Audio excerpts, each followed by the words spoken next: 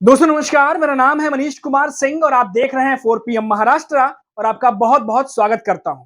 दोस्तों ईरान और इजराइल के बीच में जो कुछ भी हो रहा है वो खबरें आप लगातार देख रहे हैं, सुन रहे हैं। आपको बता दें कि इस जंग में बहुत कुछ ऐसा हुआ जो बताने लायक है और सुनने लायक है। जी हाँ दोस्तों, और उसी में से एक घटना का जिक्र यहाँ पर उद्धव ठाकरे के शिवसेना के नेता संजय राउत करते नजर आ रहे हैं।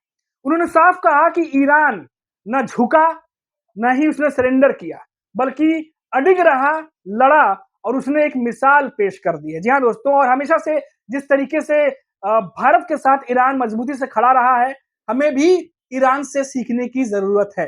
दोस्तों आपको बता दें कि अभी हाल ही में ये जो ईरान इजराइल से पहले आपने देखा होगा कि ऑपरेशन सिंदूर की चर्चा थी, जहां हमारे देश के भारतीय जवानों ने बहादुरी का परिचय देते हुए किस तरीके से पाकिस्तान के छक्के छुड़ा दिए, ये सब कुछ आपने देखा। लेकिन बात करें अगर राजनीति की, पॉलिटिकल जो है रणनीति की, तो उस पर विपक्ष ने बीजेपी को घेरा। जी हाँ दोस्तों, और जिस तरीके से डोनाल्ड ट्रंप ने अमेरिका में बैठे बैठे इंडिया पाकिस्तान के बीच सीज फायर की अनाउंसमेंट कर दी और तो और कह दिया कि व्यापार का हवाला देकर के उन्होंने जो है सीज फायर कराया है, इस पर विपक्ष के नेता भड़क गए। और इसी बात का जिक्र करते हुए संजय राउत ने कहा कि जिस तरीके से जब ट्रंप ने हमारे बारे में गलत बोला था, हमें भी उसका उत्तर देना चाहिए था। पहले सुनिए संजय राउत क्या कह रहे हैं, उसके बाद हम खबर को आगे बढ़ाएंगे। बस सुनिए संजय राउत ने आज प्रेस कॉन्फ्रेंस में क्या कहा है। देखिए बात ऐसी है भाई, ईरान ने इजराइल हो अमेरिका हो, मैं ये नहीं कहूंगा कि किसको घुटने पे लाया है, लेकिन एक देश का और राष्ट्र का अभिमान और स्वाभिमान और हिम्मत क्या होती है, जिगर क्या होती है, ये जरूर ईरान ने दिखाया है। ईरान एक ऐसा राष्ट्र है जो हमेशा भारत देश से इमोशनली जुड़ा हुआ राष्ट्र है। चाहे यूनो हो, चाहे और अंतर्राष्ट्रीय मंच पर ईरान हमेशा हिंदुस्तान के साथ, जब भी हिंदुस्तान संकट में आया तो हिंदुस्तान के साथ खड़ा रहा है, ये भूलना नहीं चाहिए। चाहे कश्मीर का इश्यू हो, चाहे पाकिस्तान का हो, ईरान हमारे साथ रहा है। तो ईरान ने जो हिम्मत दिखाई है उससे कुछ हमको सीखना चाहिए। हमारे देश के प्रधानमंत्री ने, गृह मंत्री ने, एक देश जो हमसे क्षेत्रफल में छोटा है, लेकिन अमेरिका को नहीं डरा, ट्रंप को नहीं डरा, इजराइल को नहीं डरा, यूरोपियन राष्ट्र को नहीं डरा, किसी को नहीं डरा और अपने स्वाभिमान के लिए लड़ता रहा, लड़ेगा और जीतेगा। ये आज का उनकी स्थिति है। तो ऐसे देशों के साथ हम भी इमोशनली, हमारा देश भी हमेशा जुड़ा हुआ है। डेफिनेटली लेनी चाहिए, घुटने नहीं टेकने चाहिए ना। जब पाकिस्तान के साथ हमारे आर्मी लड़ रही थी और जीतने के कगार पर थी, जैसे हम टीवी पे देख रहे थे, कराची, इस्लामाबाद, लाहौर, ये सब चल रहा था जीतने के बाद, तो पीछे क्यों हटे?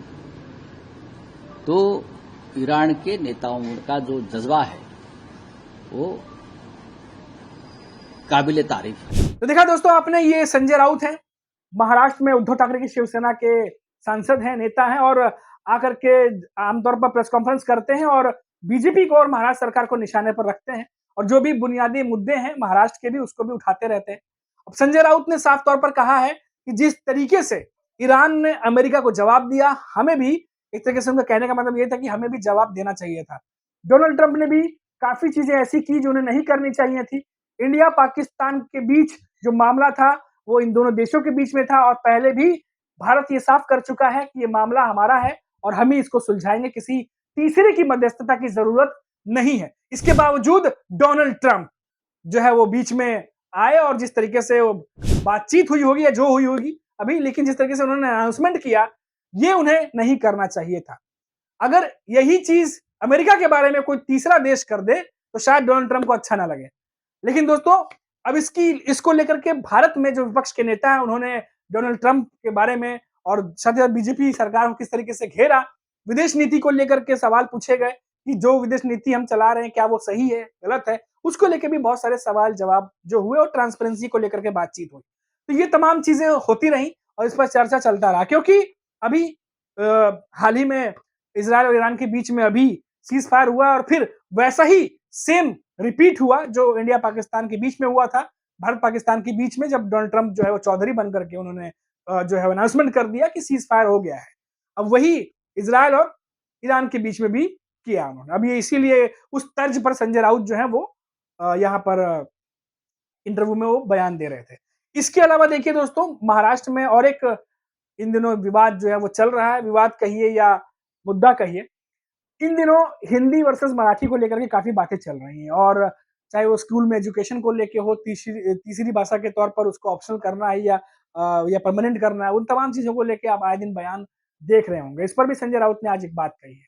उन्होंने कहा कि महाराष्ट्र में हिंदी को लेकर के उन्होंने कहा कि यहाँ हिंदी अखबार भी छपते हैं, यहाँ हिंदी फ़िल्म इंडस्ट्री भी चलती है और महाराष्ट्र में इसीलिए कोई आकर के कोई नेता ये कहे कि हिंदी बोलनी है, सीखनी है, उसकी ज़रूरत यहाँ पर नहीं है। उन्होंने साफ तौर पर निशाना जो है वो देश के गृह मंत्री अमित शाह पर साधा और कहा कि गुजरात में ये चीज़ें ले जाकर के आप करिए और वहाँ बताइए, क्योंकि यहाँ पर ऑलरेडी हिंदी फ़िल्म इंडस्ट्री है, हिंदी बड़े मात्रा में बोली जाती है, हिंदी के अखबार प्रकाशित होते हैं, तो यहाँ पर वो चीज़ करके कोई मतलब नहीं है। तो एक तरीके से इस चीज़ को लेकर के भी, जिसको लेके आए दिन हमने देखा है कि कभी राज ठाकरे का बयान आता है, कभी देवेंद्र फडणवीस का कुछ बयान आता है, कभी हर नेता कोई ना कोई अभी इन दिनों बयान दे रहा है। तो इस पर भी आज संजय राउत ने अपनी प्रतिक्रिया दी और बीजेपी को निशाने पर रखा और कहा कि महाराष्ट्र मना करने के बजाय अगर वो गुजरात में ये सब तमाम चीजें करे तो तमाम चीजों को लेकर के तरीके से ये भी एक तंज था या निशाना था, आप समझ सकते हैं। तो फिलहाल ये तमाम बातें जो है आज संजय राउत ने कही है और महाराष्ट्र से, क्योंकि ये खबर ऐसी थी जो इस समय जो मामले गरमाए हुए हैं उस पर उन्होंने बात किया, तो आप तक पहुंचाना बेहद जरूरी था। तो अभी के लिए इतना ही, लेकिन जाने से पहले एक बार फिर मैं आपसे कहूंगा कि चैनल पर आ गए हैं, नए हैं, सब्सक्राइब नहीं किया है तो सब्सक्राइब कर लीजिए, ताकि जब अगली बार हम खबर लेकर के आए, लेटेस्ट नई अपडेट के साथ लौटे, तो आपको वो वीडियो की नोटिफिकेशन मिले। नमस्कार।